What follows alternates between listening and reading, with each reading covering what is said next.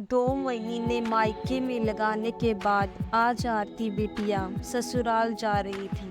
पिछले हफ्ते पिता ने कहा था, हम बूढ़े हो गए हैं, अब तुम्हारी लड़ाई नहीं लड़ सकते।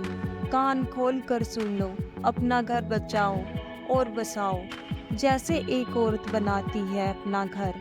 आरती बेटी ने पिता की यह चेतावनी भी वैसे ही मान ली थी जैसे उसने हर चेतावनियां सीखते समझते हुए लड़कपन से जवानी तक मानी।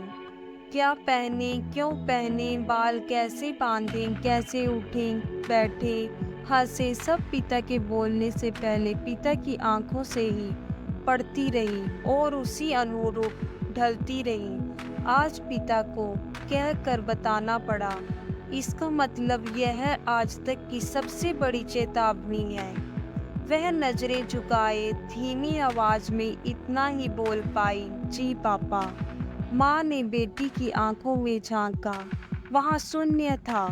एक ही क्षण में बेटी कितनी सहजता से भाव बदल गई। माँ हैरान थी, लड़की की कितने स्तरों पर कैसी कैसी ट्रेनिंग करता है यह समाज। माँ सोच रही थी। माँ ने पिता की आंखों में झांका। वहाँ अजीब सी विरक्ति फैली हुई थी। माँ का कलेजा अंदर से फटना चाह रहा था। एक औरत कैसे बनाती है घर, ये मुझसे पूछो। उसी यातना, बलिदान और गुलामी के लिए बेटी को मनाना है।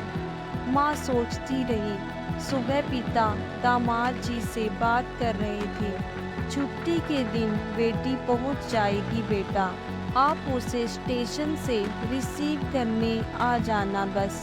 हम आपको ज़्यादा कष्ट नहीं देना चाहते। हम जानते हैं आप काम में ज़्यादा व्यस्त रहते हैं, इसलिए इसे छुट्टी के दिन भेज रहे हैं। बेटी ने दामाद से बात करते पिता के कांपते हाथ देखे तो अंदर से रो पड़ी।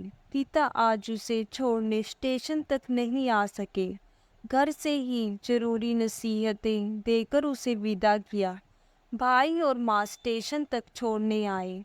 ट्रेन आने तक माँ खुद को संभाल कर खड़ी रही। इधर उधर की बातें करती रही, बेटी को समझाती रही और खुद को भी कि इसे आखिर मैं क्या समझा रही हूँ। खुद को भूल जा, यही ना। लेकिन खुद को भूले बिना बसती भी तो नहीं लड़कियाँ। उसने मजबूरी का ठंडा लंबा सांस लिया। बेटी को ट्रेन में बैठा वह नीचे उतरी और वहीं स्टेशन पर एक बेंच पर बैठ गई। वह बेटे के सामने रोना नहीं चाहती थी, लेकिन बरबस फूट पड़ी रुआई को वह रोक नहीं सकी। आरती बेटी ने माँ को खिड़की में से देखा। ट्रेन चल पड़ी थी। बेटी ट्रेन से उतरकर वापस आ जाना चाहती थी, लेकिन उसके सर पर अब नसीहतों की और भारी गठरी लदी थी। वह उस गठरी को छोड़कर उतर नहीं सकती थी। सारे रास्ते वह रोती रही और गठरी को संभालती रही।